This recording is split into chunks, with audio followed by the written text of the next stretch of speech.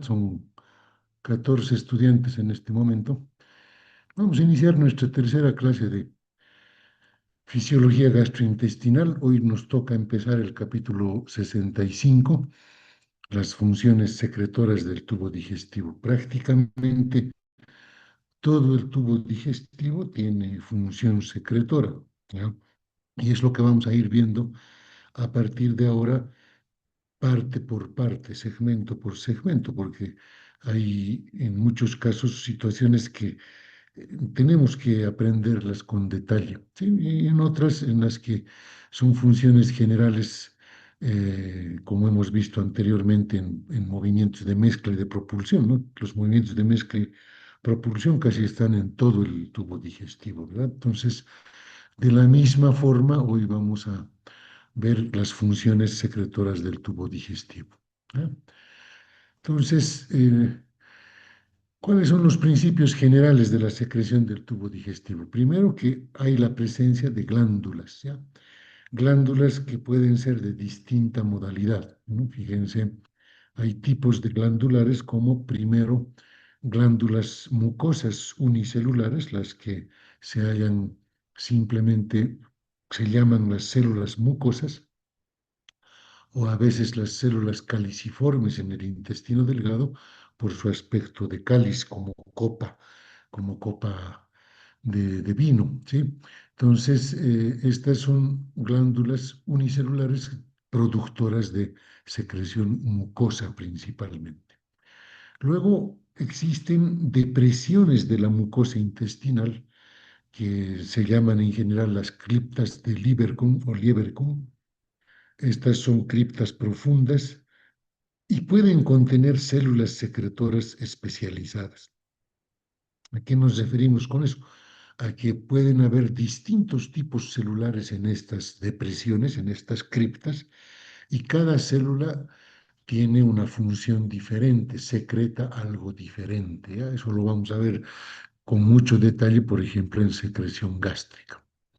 El estómago y la parte proximal del duodeno, por ejemplo, poseen un gran número de glándulas tubulares profundas, ¿no? Y estas glándulas, por ejemplo, son las que se ocupan de la secreción de ácido y pepsinógeno, son las denominadas glándulas oxínticas en el estómago y en la parte inicial del duodeno.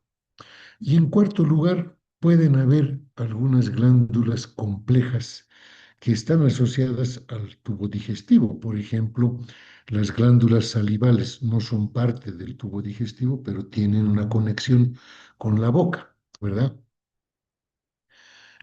El páncreas es otra glándula que, digamos, vierte sus secreciones exócrinas a través del conducto de Wilson hacia la segunda porción del duodeno.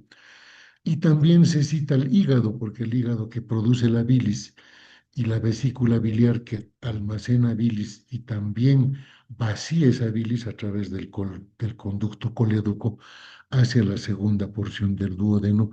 Importante porque las enzimas pancreáticas del jugo pancreático ayudan mucho en la digestión de los alimentos, son fundamentales para ese proceso, y la bilis es fundamental para la emulsión de las grasas principalmente, ¿no? Las grasas de los alimentos. Entonces, vemos que hay cuatro grupos, cuatro tipos glandulares que hay que reconocer en diferentes sectores del tubo digestivo, ¿no? Aquí tienen un ejemplo de una glándula salival, fíjense las glándulas salivales, que después, a través de su conducto, llegan a eliminar la saliva hacia la cavidad bucal, ¿no?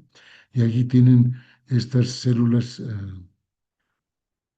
mucosas, que son unicelulares, fíjense, ahí está su asentamiento en la membrana basal, tienen su conexión nerviosa respectiva para que pueda aumentar o disminuir la secreción, todos sus organelas citoplasmáticas y sus gránulos de simógeno. Fíjense, estos son los gránulos de moco que después van eliminando o vertiendo hacia la luz intestinal la secreción mucosa, ¿no? Entonces, ¿Qué mecanismos básicos de estimulación hay de estas glándulas? ¿Cómo se estimulan? El primer mecanismo básico es el contacto de los alimentos con el epitelio, ¿ya? Esto estimula la secreción. Y esto es función de los estímulos nerviosos entéricos. Por eso existe la estimulación táctil, el simple contacto de alimento. Segundo, la irritación química, que distintas sustancias que consumimos pueden provocar, pueden contener distintos tipos de sustancias químicas y eso puede provocar una irritación en la mucosa. Una irritación no en el mal sentido, ¿no? Sino que una estimulación, si se quiere, química de la mucosa intestinal y de las glándulas. Y el tercer estímulo es la distensión de la pared abdominal. Cada vez que una parte del intestino se distiende por el paso del bolo alimenticio en el esófago al estómago, el quimo del estómago al intestino delgado, las heces fecales en el intestino grueso, van provocando distensiones de la pared intestinal y eso también es un estímulo para la secreción de las glándulas. Luego está el estímulo autónomo de la secreción. La inervación parasimpática del tubo digestivo tiene como efecto, a través de su neurotransmisor, la acetilcolina, tiene como efecto de aumentar en forma casi invariable la velocidad de secreción glandular. Y la estimulación simpática, si bien se sabe que es un efecto antagónico al parasimpático, aquí hay que entender que tiene un doble efecto en la velocidad glandular del tubo digestivo. Una estimulación simpática aislada puede estimular la secreción, ¿ya? Y si la estimulación parasimpática hormonal ya está produciendo una copiosa secreción, obviamente cuando se secreta noradrenalina o adrenalina por el sistema nervioso simpático, el efecto será evidentemente de disminuir esa producción glandular, esa secreción glandular, a veces en gran medida y sobre todo a través de la disminución por la vasoconstricción, la disminución del flujo sanguíneo, es decir, tiene un doble efecto de disminución de las glándulas del tubo digestivo, ¿no? La misma presencia del estímulo simpático y el efecto de vasoconstricción. Ambas cosas, cuando ya hay un previo estímulo parasimpático que ha incrementado la secreción glandular, la estimulación simpática tiene el efecto contrario y disminuye, reduce muy fuertemente esta secreción. Pero como hemos dicho al principio, en el punto uno, cuando es una estimulación simpática aislada, en algún punto del tubo digestivo puede provocar un ligero aumento. Entonces, simplemente para aclarar que no lo podemos reducir esto de que parasimpático aumenta la secreción, simpático lo reduce, ¿no? Porque hay situaciones aisladas en las que una estimulación simpática pequeña puede estimular la secreción también. El otro mecanismo de estimulación es la regulación hormonal de la secreción glandular, ¿ya? Entonces, tanto en el estómago, el intestino delgado, hay varias hormonas gastrointestinales que ayudan a regular el volumen y el tipo o carácter de las secreciones. Estas hormonas obviamente se liberan en la mucosa gastrointestinal, por ejemplo, como respuesta a la presencia de alimentos en la luz del tubo digestivo. Entonces, la simple presencia del alimento estimula liberación hormonal.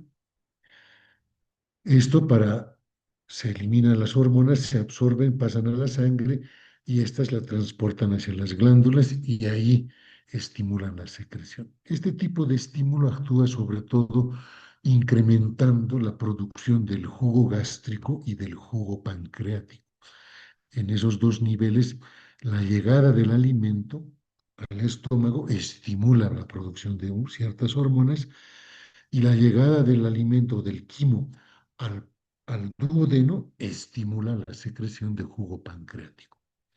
Químicamente, la mayoría de las hormonas gastrointestinales son polipéptidos o derivados de estos polipéptidos. ¿Ya?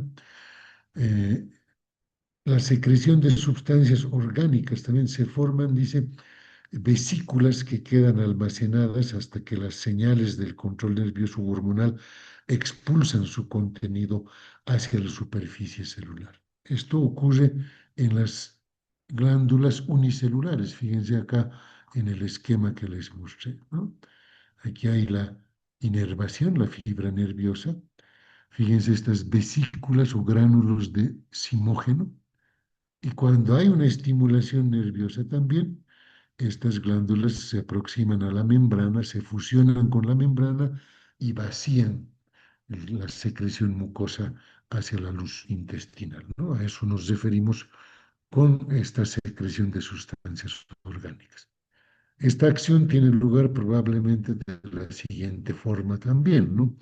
Puede ser que las hormonas se unen a sus receptores y a través de uno de los diversos posibles mecanismos de señalización celular, primer mensajero, segundo mensajero, dependiendo, aumenta la permeabilidad de la membrana celular para los iones de calcio. El calcio ingresa dentro de la célula y hace que muchas de esas vesículas se fusionen con la membrana celular y después se abran a la superficie y vacíen su contenido, ¿no? A eso también se denomina fisiológicamente un proceso de exocitosis, ¿no?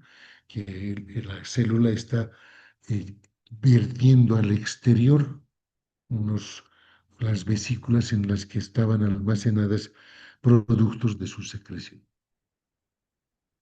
También existe la secreción de agua y electrolitos. Una segunda función de las glándulas es la secreción de agua y electrolitos junto con las sustancias orgánicas. En la saliva, por ejemplo, las glándulas salivales se ha expuesto, se va a exponer posteriormente con más detalle, es un ejemplo del modo en que la estimulación nerviosa haría que grandes cantidades de agua y sales pasen a través de las células glandulares y que se contribuye hacia la expulsión de esta, de agua y electrolitos por lavado de las sustancias orgánicas del borde secretor de la célula. Según se piensa, las hormonas que actúan sobre la membrana celular operan de un modo análogo a la estimulación nerviosa, ¿no? Tanto la estimulación nerviosa como la estimulación hormonal van a provocar el incremento de la secreción o van a activar la secreción glandular. Bien, veamos algo sobre las propiedades de lubricación y protección del moco y la importancia de la secreción mucosa en el tubo digestivo. El moco es una secreción densa, compuesta fundamentalmente por agua, por electrolitos y una mezcla de varias glucoproteínas formadas por grandes polisacáridos unidos a proteínas. ¿Ya?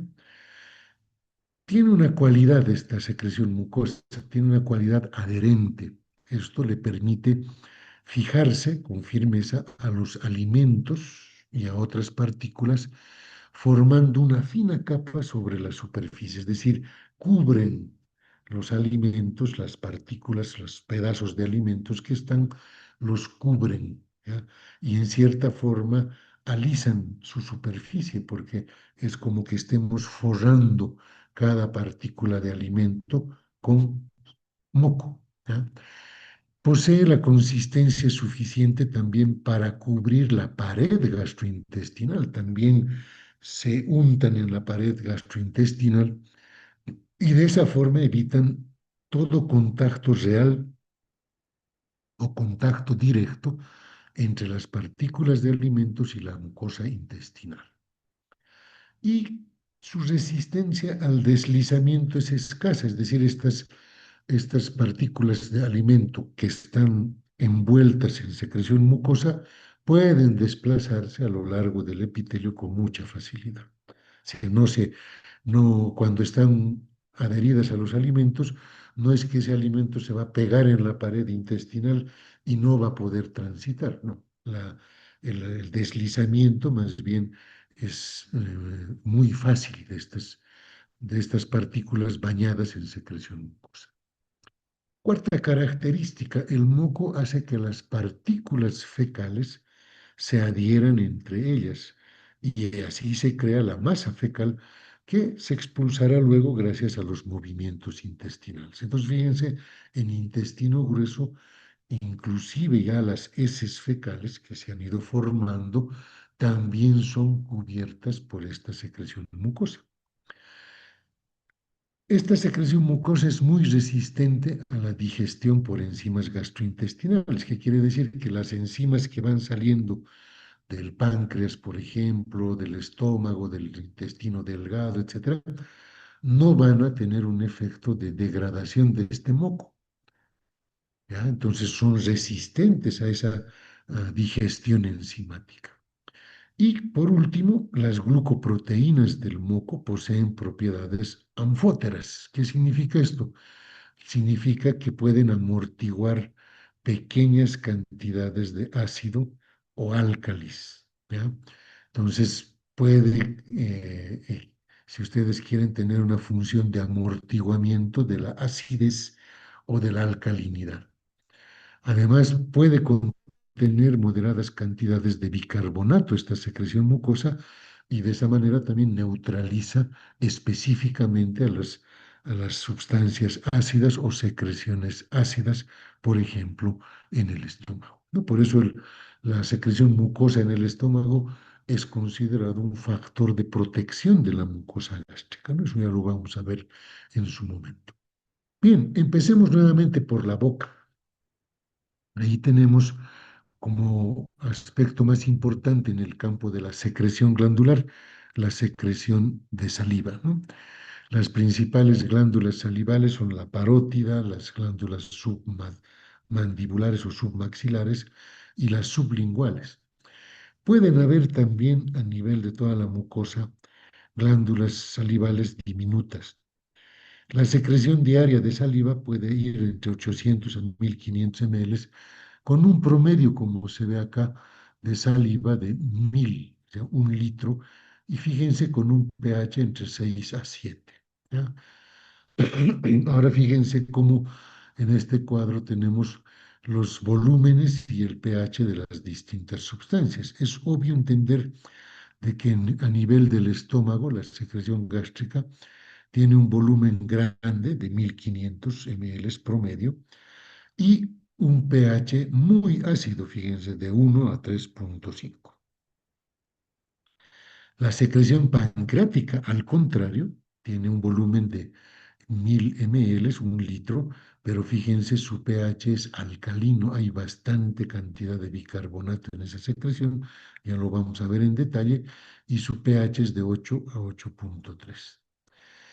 La bilis también se secreta casi 1 litro por día y tiene un pH que tiende a la alcalinidad. Lo propio en el intestino delgado, tiende a la alcalinidad 7,5 a 8. Las glándulas de Brunner en intestino delgado también, fíjense, 200 ml por día, pero con un pH bastante alcalino. Y en el intestino grueso lo propio, ¿no? Un pH de 7,5 a 8, 200 ml. En total, en todo el tubo digestivo, fíjense, cada día se van secretando más de 6,7 litros de secreciones de las distintas secreciones sumadas en su volumen, ¿no? Y aquí hay que entender, ¿no?, que después del estómago es lógico pensar que las secreciones gastrointestinales o intestinales en este caso, luego de pasar el estómago, las secreciones de intestino delgado y grueso tienen que tener alcalinidad. ¿Por qué? Porque el quimo que está saliendo del estómago es ácido.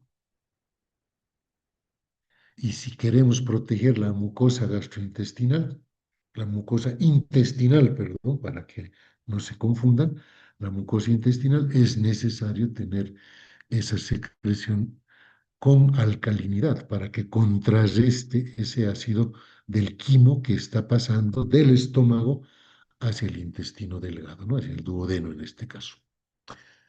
La saliva contiene dos tipos principales de secreción proteica. Una es una secreción serosa, rica en tialina, es una alfamilasa, una enzima destinada a digerir los almidones. ¿Qué quiere decir esto? Que ya desde que estamos masticando alimentos en la boca, ya tenemos una enzima, la alfa-amilasa, en la sustancia denominada tialina de la saliva, que ya está empezando a digerir almidones. Y el otro tipo de secreción que tiene la saliva es abundante mucina, ¿no? Mucina o moco que cumple funciones de lubricación y protección de la superficie, tanto de los alimentos como de la mucosa bucal. Las glándulas parótidas secretan casi exclusivamente una saliva serosa, es decir, rica en tialina, mientras que las submandibulares y las sublinguales pueden secretar ambos tipos. Las pequeñas glándulas bucales, que hemos dicho son chiquitas, pequeñitas, solo secretan moco, ¿no? Fíjense, para esa protección de la mucosa. Y el pH de la saliva varía entre 6 a 7, que son límites favorables para la acción de la tialina, ¿no? La alfa-amilasa, la enzima que empieza a actuar ya en la saliva. Y ahí tienen también que además de esa secreción serosa, además de la secreción mucosa, vamos a ver que hay secreción de iones en la saliva, ¿ya? Ahí está en el gráfico, fíjense, la secreción primaria, secreción serosa que tiene tialina, secreción mucosa, ¿no? Que es parecida al líquido extracelular, y eso es lo que se secreta en las glándulas. Pero a nivel de los túbulos, fíjense, la secreción salival se va a producir en dos fases. En la primera intervienen los acinos glandulares y en la segunda los conductos salivales. Los acinos producen una secreción primaria, y hemos hablado de la secreción serosa, la tialina, también secreción mucosa o mucina, o ambas sustancias en una solución de iones con una concentración no muy distinta del líquido extracelular. Por eso que lo que se produce acá, los iones están en concentraciones casi parecidas a las que hay en el plasma.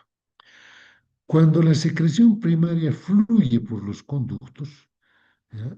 Se establecen dos procesos de transporte activo que modifican la composición iónica de la saliva. Fíjense a qué nos estamos refiriendo, que se absorbe el sodio que estaba siendo parte de esta secreción primaria, se absorbe en forma activa cloro, en forma activa sodio, en forma activa potasio,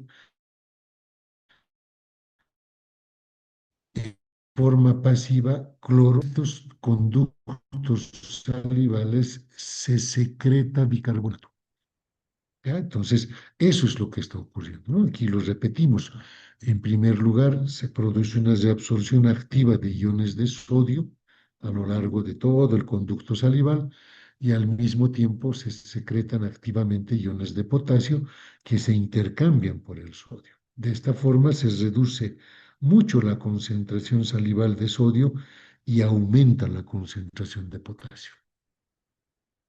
Y en segundo lugar, hemos dicho, el epitelio de los conductos salivales secreta iones de bicarbonato hacia la luz de los conductos y esta secreción se debe, al menos en parte, a un intercambio pasivo que hay entre el bicarbonato y los iones cloruro, aunque también podría ser consecuencia de algún proceso de secreción activa de bicarbonato hacia los conductos. ¿Cuáles son las funciones de la saliva en relación con la higiene bucal? La boca contiene grandes cantidades de bacterias patógenas, está abierta al medio ambiente, ustedes ven la relación directa con medio ambiente, y estas bacterias patógenas pueden destruir tejidos dentales, por ejemplo, y provocar caries dental. La saliva ayuda a evitar este deterioro de varias maneras. Primero, el flujo de saliva ayuda a lavar y en cierta forma arrastrar los gérmenes patógenos y las partículas de alimentos que les proporcionan el sostén metabólico. Segundo, la saliva contiene varios factores que destruyen bacterias, por ejemplo, el tiocianato y enzimas proteolíticas, la lisozima, por ejemplo. ¿Ya? Entonces, además hemos citado la alfa-amilasa, ¿no? La tialina. Pero el tiocianato y la lisozima tienen la función de atacar a las bacterias, favorecen la penetración en las bacterias de los iones tiocianato para que después puedan ejercer su acción bactericida y digieren partículas alimenticias, contribuyendo así a la eliminación del alimento o sustrato metabólico que utilizan estas bacterias. Por eso nos cepillamos los dientes también. Acuérdense, cuando no me cepillo los dientes, todo el resto alimentario que se ha quedado en la mucosa bucal y en las encías se queda como alimento para las bacterias. ¿Ya? La saliva promueve esa limpieza, ¿sí? Porque también digiere esas partículas alimenticias y de esa forma le deja sin alimento a las bacterias. Pero si nosotros no contribuimos con el lavado de dientes, entonces lo más probable es que las bacterias ganen la pelea y el individuo empiece a manifestar caries dental. Una tercera forma de cuidado de la higiene bucal por la saliva es que contiene cantidades significativas de anticuerpos que pueden destruir a las bacterias bucales, incluso a las que causan caries dental. Por lo tanto, cuando no hay salivación, los tejidos de la boca se pueden ulcerar, se pueden infectar y pueden aparecer caries dentales inmediatamente, ¿no? Entonces, eso es importante recordarlo, chicos. ¿Cómo se regula la secreción salival? Las glándulas salivales están controladas sobre todo por señales nerviosas parasimpáticas procedentes de los núcleos salivales superior e inferior. Fíjense, acá están los núcleos salivales superior e inferior en el bulbo raquídeo. Muchos estímulos gustativos, especialmente los amargos causados por los ácidos en la boca, desencadenan, fíjense que están los estímulos gustativos, sensitivos, que llegan hasta el bulbo y producen o desencadenan la secreción salival, muchas veces hasta 80 a 20 veces superior a la secreción basal. ¿No? Entonces, fíjense, de esta forma se estimula la lengua con los distintos sabores de los alimentos. Si es un sabor amargo o ácido, estimula mayor secreción. Y fíjense cómo llega a los núcleos salivales y de estos núcleos salivales, fíjense cómo estimula la glándula parótida, ¿ya? Y esta es la que mayor cantidad de secreción salival produce. Entonces, ¿cómo se regula la secreción salival? Determinados estímulos táctiles, como la presencia de objetos lisos en la boca, provocan una salivación notable, mientras que los objetos rugosos la estimulan muy poco o incluso inhiben la secreción salival. Cuando una persona huele o come los alimentos que le gustan, la salivación es mayor que cuando huele o come alimentos que no le gustan, ¿no? Entonces ahí se habla del área del apetito del encéfalo. También el olor y el sabor de los alimentos pueden aumentar o disminuir la salivación de acuerdo a si son alimentos de nuestra preferencia o son alimentos que no nos gustan. También hay respuestas refleja a los reflejos que se originan en el estómago, ¿ya? Y en la parte alta del intestino, ¿no? Sobre todo cuando se degluten alimentos irritantes o cuando la persona siente náuseas debidas a alguna alteración gastrointestinal, todo eso aumenta la secreción salival. ¿Ya? Ustedes lo han debido experimentar. Perdón.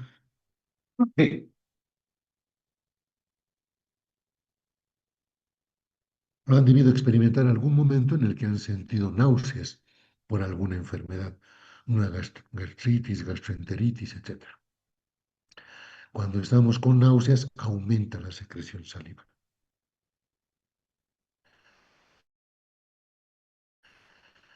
La estimulación simpática puede incrementar la salivación en cantidad moderada, aunque mucho menos que el efecto del parasimpático. El parasimpático en verdad aumenta la secreción salival.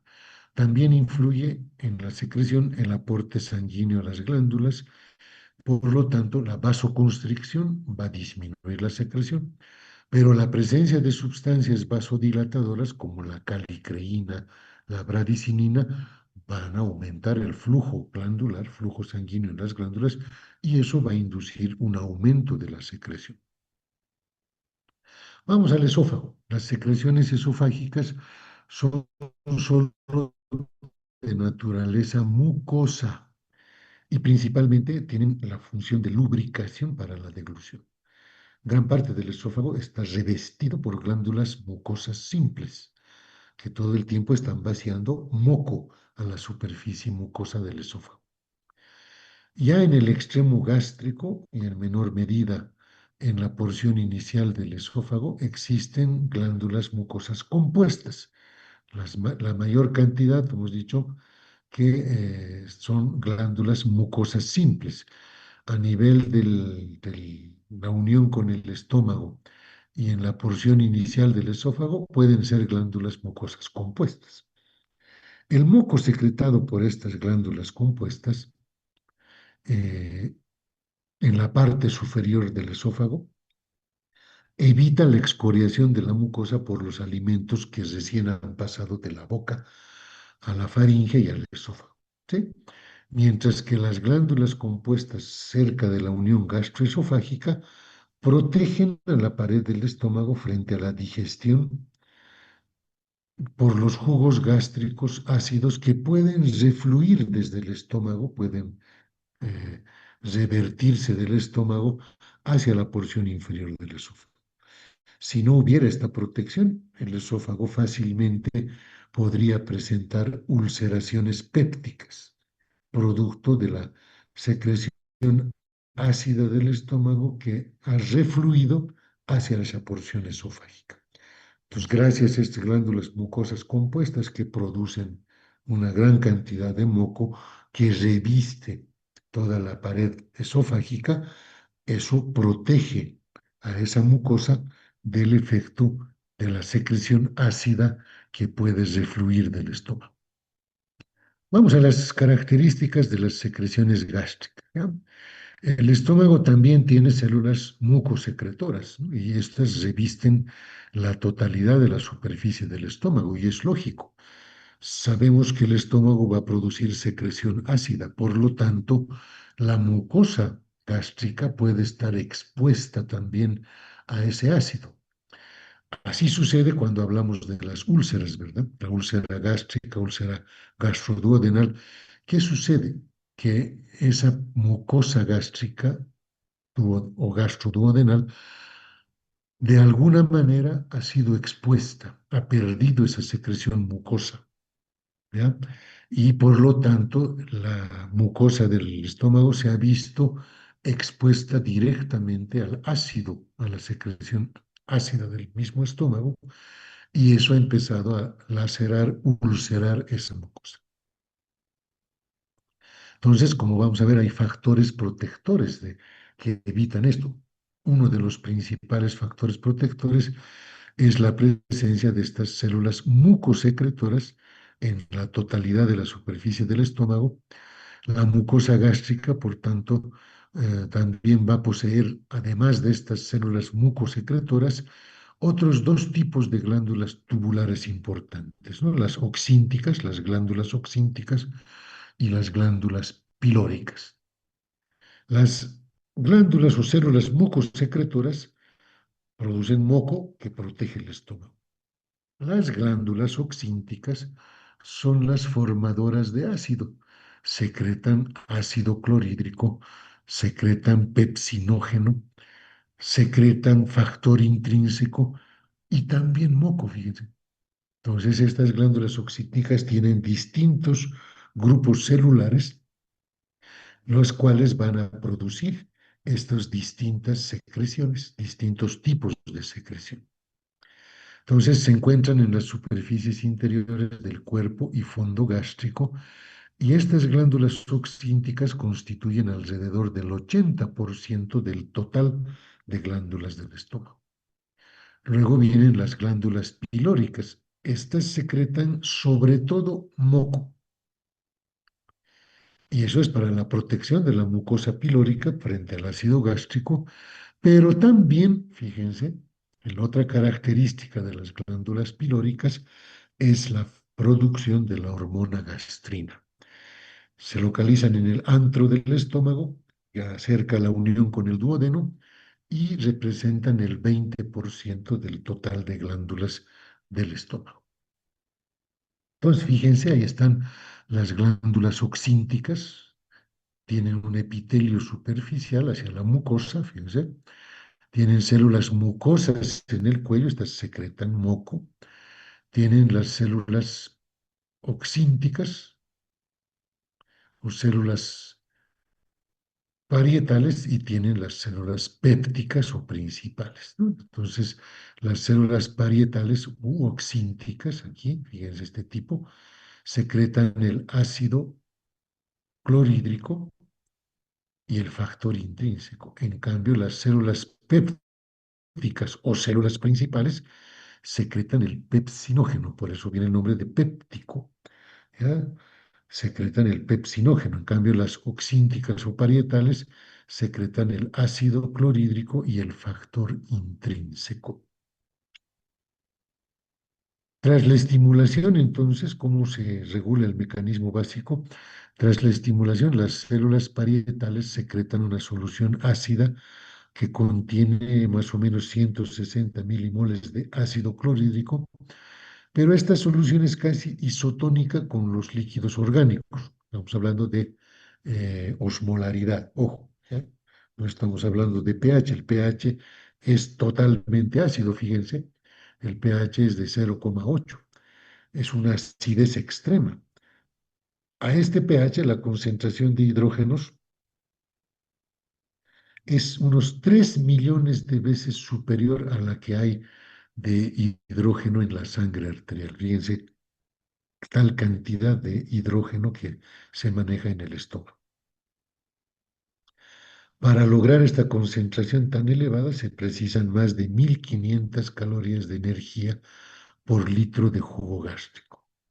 Al mismo tiempo que estos iones hidrógenos son secretados, los iones bicarbonatos se difunden a la sangre, de manera que la sangre venosa gástrica tiene un pH superior al de la sangre arterial cuando el estómago está secretando ácido. ¿Qué quiere decir? Que la sangre venosa gástrica se vuelve más alcalina por los iones bicarbonato que se están intercambiando con la secreción de iones hidrógeno.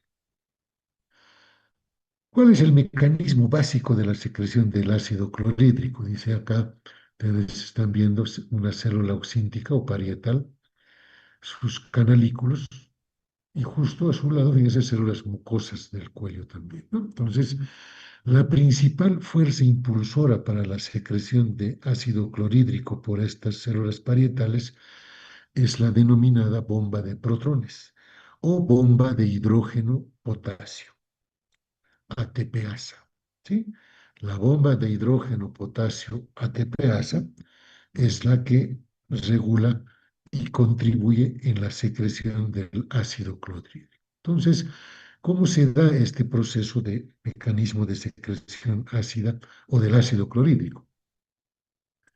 Fíjense que en el citoplasma celular, acá nos vamos a fijar, el agua contenida en las células, el agua que se tiene acá, el H2O, fíjense, se puede disociar en hidrógeno e ion hidroxilo. El H2O se puede disociar en hidrógeno e ion hidroxilo. Los primeros, los hidrógenos que se liberan del agua, se secretan de manera activa hacia los canalículos de estas células varietales. ¿Ya? Entonces pasan directamente por bombeo activo, por eso aquí hay ATP. que hay energía. Y generalmente, fíjense, se intercambia, esta es la bomba de hidrógeno, potasio, ATPasa, excreta hidrógeno y reabsorbe potasio. ¿Ya? Entonces, los iones potasio transportados a la célula por esta bomba, también hay una bomba sodio-potasio ATPasa en este otro extremo, fíjense, esta es la bomba sodio-potasio ATPasa. Los iones potasio, dice, transportados en el lado vasolateral de la membrana, suelen filtrarse a la luz. Fíjense, este sodio que se intercambia, este potasio que se intercambia por sodio, el sodio se está reabsorbiendo, el potasio está entrando a la célula. Dice, este potasio puede pasar, puede filtrarse hacia la luz, aunque se reciclan de nuevo, porque con la bomba hidrógeno, potasio ATPasa, este mismo potasio, fíjense, vuelve a entrar. O sea, es una especie de recirculación de este potasio. Segundo, el bombeo de hidrógeno al exterior de la célula por la hidrógeno potasio ATPasa permite que se acumule ion oxidrilo, porque se ha separado del agua acá, recuerden. Y este ion oxidrilo puede formar, uniéndose con una molécula de CO2, puede formar bicarbonato, el HCO3. HCO3.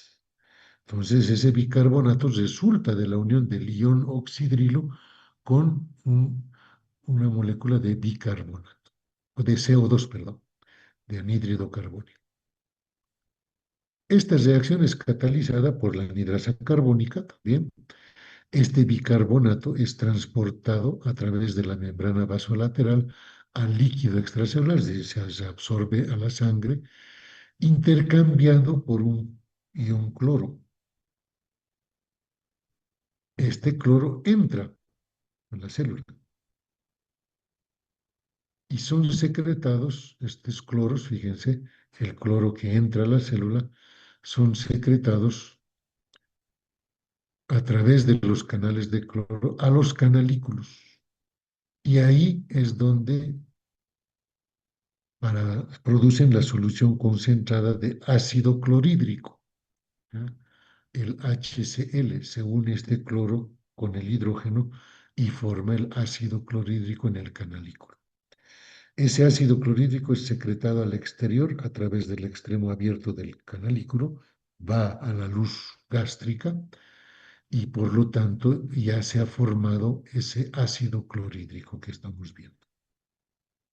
¿Ya? Entonces, todos estos elementos contribuyen en la célula parietal, ¿no? La bomba hidrógeno, potasio, ATPasa, la bomba sodio, potasio, ATPasa tienen funciones diferentes. Esta bomba expulsa hidrógeno y lo intercambia por potasio. Esta otra bomba reabsorbe sodio y lo intercambia por potasio. Este potasio puede recircular, ¿verdad? Puede salir a la luz del canalículo, pero también puede ser nuevamente reintroducido por esta bomba que hemos mencionado. Luego hemos dicho que como queda este ionoxidrilo libre, por acción de la anhidrasa carbónica se une a una molécula de CO2, anhídrido carbónico, y forma bicarbonato. Y este bicarbonato es reabsorbido hacia la sangre, pero se intercambia con un ion cloro. El cloro ya entra dentro de la célula. El cloro también puede ir acumulándose y ser directamente pasar, fíjense, un canal de cloro específico, un canal propio, pasa a la luz del canalículo. ¿Y ahí con quién se encuentra? No solo con el potasio, no solo con agua, sino se encuentra con el hidrógeno. Y esa unión forma el ácido clorhídrico. ¿Ya? Eso es lo que estamos formando en estas células parietales y por eso se dice gracias a la bomba de hidrógeno. Recuerden ahora ustedes que utilizamos nosotros medicamentos que bloquean la bomba de neutrones, la bomba de producción de ácido, el omeprazol famoso. ese omeprazol bloquea esta bomba. Entonces, ¿qué hace? Que el hidrógeno no se libere. Entonces, este hidrógeno pasa a la luz del canalículo gracias a la bomba. Si bloqueo la bomba, estoy inhibiendo el paso de hidrógeno. Y por lo tanto, cloro puede haber, pero si no hay hidrógeno para que se una, no hay ácido. ¿Verdad? Entonces, eso es lo que hay que recordar. Y hay un paso tres, fíjense, el agua penetra en el canalículo por un mecanismo de ósmosis pura, ¿no? Pasa de la parte externa hacia dentro de la célula parietal y por ósmosis también hacia la luz del canalículo.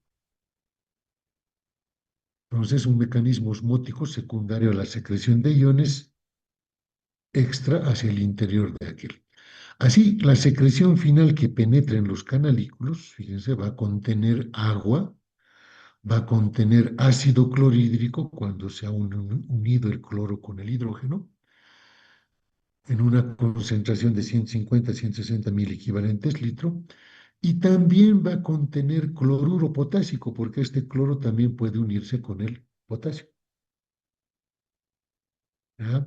En una concentración menor, 15 equivalentes litro, y pequeñas cantidades de cloruro de sodio, de sal, fíjense, porque también el sodio que está en la luz del canalículo, que normalmente ingresa a la célula, cuando se junta con el cloro, también forma sal, ¿verdad? Cloruro de sodio.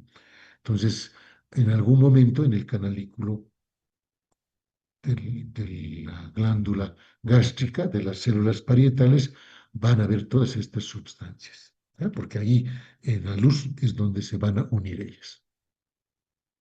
Bien, entendida así la bomba de neutrones o bomba electrógena, los factores básicos que estimulan la secreción gástrica, vamos a ver que son la acetilcolina, la gastrina y la histamina. La acetilcolina está liberada por la estimulación parasimpática y excita la secreción de pepsinógeno por las células pépticas, estimula la secreción de ácido clorhídrico por las células parietales y la secreción de moco por las células mucosas. En cambio, la gastrina y la histamina estimulan intensamente la secreción de ácido por las células parietales y no tienen un efecto o tienen un muy mínimo efecto en las otras células. ¿Ya? Entonces, esa es la diferencia entre acetilcolina, gastrina y histamina. La acetilcolina estimula todos los tipos glandulares, en cambio la gastrina y la histamina estimulan solo a las que secretan, a la secreción de ácido por las células parietales en el estómago. Este, esta evidencia hacía que antiguamente un tratamiento para la úlcera gástrica o gastroduodenal recurrente era la vagotomía truncular. Entonces, a través de la vagotomía controlar, cortábamos el nervio vago que inerva al estómago. Y al estar cortada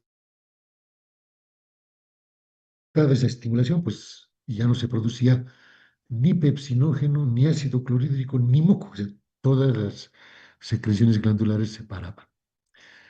Esta evidencia también hace que hayamos empezado a utilizar en el tratamiento de las gastritis los bloqueadores de la histamina.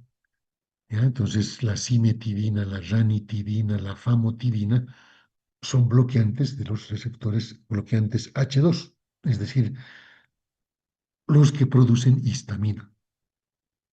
Y antiguamente eran los medicamentos de elección para gastritis o úlcera gastroduodenal.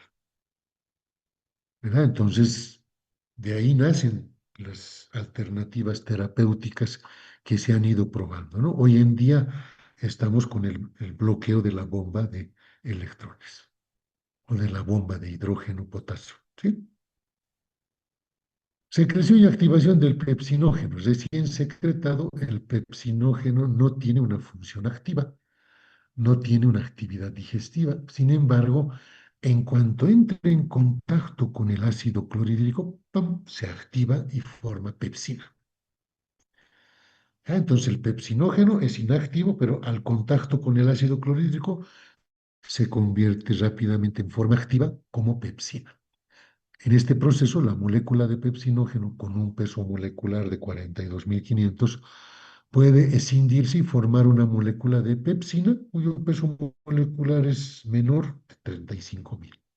La pepsina es una enzima proteolítica activa en medio ácido, por eso es que con el ácido clorhídrico se activa, puede actuar su pH óptimo entre 1,8 y 3,5. Cuando el pH se hace menos ácido, sube hasta 5, la pepsina pierde gran parte de su actividad y de hecho se inactiva en muy poco tiempo. Por eso es que el ácido clorhídrico es tan necesario como la pepsina para la digestión proteica a nivel del estómago. Veamos ahora la secreción de factor intrínseco por las células parietales. La sustancia factor intrínseco sabemos que es esencial para la absorción de vitamina B12. Lo han visto cuando han hecho fisiología sanguínea. Esta vitamina B12 se absorbe en el ilio, es secretada por células parietales junto con el ácido clorhídrico. Cuando se destruyen estas células parietales productoras de ácido del estómago, por ejemplo, en pacientes con gastritis crónica, en donde hay acloridria, falta de secreción ácida, la falta de producción de factor intrínseco puede llevar a desarrollar una anemia perniciosa por déficit de vitamina B12. Entonces, la vitamina B12 es importante para la maduración de eritrocitos en la médula ósea. Cuando no se produce factor intrínseco, no se reabsorbe vitamina B12 en el ilium y por lo tanto hay alteraciones de maduración de los eritrocitos en la médula ósea y de ahí deviene la anemia perniciosa o anemia megaloblástica, si quieren recordar. Vámonos aproximando ya hacia el intestino delgado, hablamos de las glándulas pilóricas que secretan moco y gastrina. ¿Verdad? Son células mucosas superficiales, están en toda la superficie de la mucosa gástrica existente, entre las glándulas que secretan mucho del moco viscoso, que cubre la mucosa del estómago con una capa de gel de un grosor importante, casi 1 milímetro de grosor. Esta capa es un escudo protector de la pared gástrica que contribuye además a lubricar y a facilitar el desplazamiento de los alimentos. Pero hay otra característica, que este moco es alcalino, tiene alcalinidad, por eso la pared subyacente nunca queda expuesta a la secreción ácida y acción proteolítica del ácido gástrico. Entonces, fíjense, ahí son dos factores protectores, la secreción mucosa, el moco por sí mismo, y la alcalinidad. Hasta el más leve contacto con los alimentos o sobre todo cualquier irritación mucosa estimulan directamente formación de grandes cantidades de moco, un moco denso, viscoso, pero además alcalino, por estas células mucosas superficiales. Las células parietales de las glándulas oxínticas son las únicas que secretan ácido clorhídrico. Las células parietales operan en íntima relación con otro tipo de células denominadas células parecidas a las enterocromafines, cuya función principal es la secreción de histamina. ¿Ya? El ritmo y formación y secreción de ácido clorhídrico por las células parietales, por lo tanto, es directamente proporcional a la cantidad de histamina liberada por las células enterocromafines o parecidas a las enterocromafines, ¿no? De ahí es que les decía que si utilizo medicamentos que bloquean la secreción de histamina, antihistamínicos, si ustedes quieren, o bloqueantes H2 o H1, entonces puedo reducir la secreción ácida. Y eso lo grabamos con la ranitidina, la famotidina, la cimetidina. La estimulación de la secreción ácida por la gastrina. La secreción pilórica, hemos dicho, la energía, la mezcla enérgica de los jugos gástricos transporta de inmediato la gastrina a las células parecidas a las cromafines del cuerpo del estómago, provoca la liberación de histamina, a las glándulas oxínticas profundas, la histamina actúa con rapidez y estimula la secreción de ácido clorhídrico por el estómago, ¿no? Entonces, la gastrina, la que estimula estas células cromafines a producir mayor cantidad de histamina.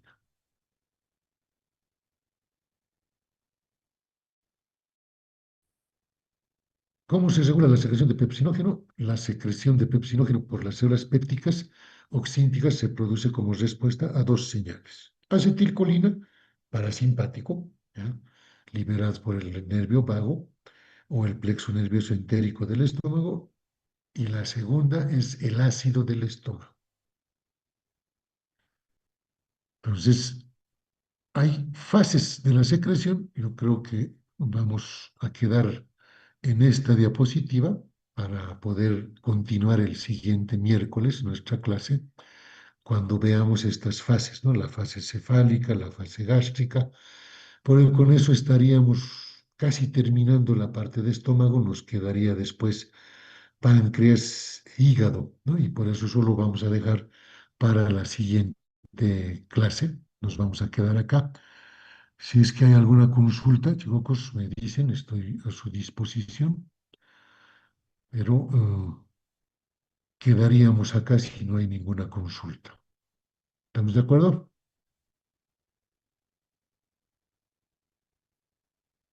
Bien, chicos, hoy día festejen nuestra quinta acreditación. Estamos ya oficialmente acreditados por quinta vez al Mercosur.